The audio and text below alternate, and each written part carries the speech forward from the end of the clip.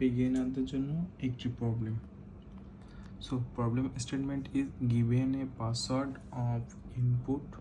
We have check the password correct or wrong. If the password is correct, print correct, otherwise print wrong.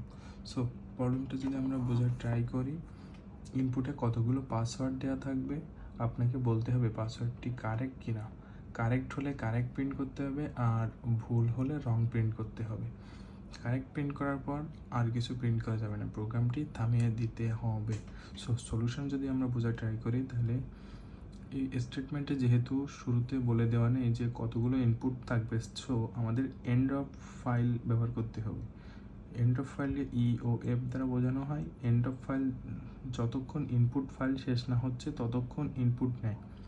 যেহেতু আমরা জানি না কতগুলো input থাকবে এবং কতবার লুপ চালাতে হবে, তাই আমরা এখানে হোয়াইল লুপ ব্যবহার করতে পারি। লুপের মধ্যে চেক করে দেখতে পারি পাসওয়ার্ডটি কারেক্ট কিনা।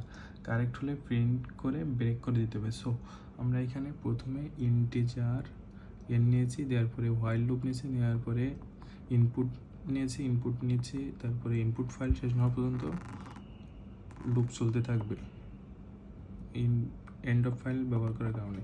দেন লুপের ভিতরে কন্ডিশন অ্যাপ্লাই করছি, যদি পাসওয়ার্ড কারেক্ট হয় তাহলে কারেক্ট প্রিন্ট হবে, কারেক্ট প্রিন্ট হওয়ার পর ব্রেক হয়ে বেরিয়ে যাবে, আর যদি কারেক্ট না হয় তাহলে তো রং হবে, তাহলে রং হলে রং প্রিন্ট হবে। সো আমরা ইনপুট নিয়েছি, এখানে 3টা পাসওয়ার্ড মিলে নেয়, আউটপুট হিসেবে রং পেয়েছি। So the code is 100% clear.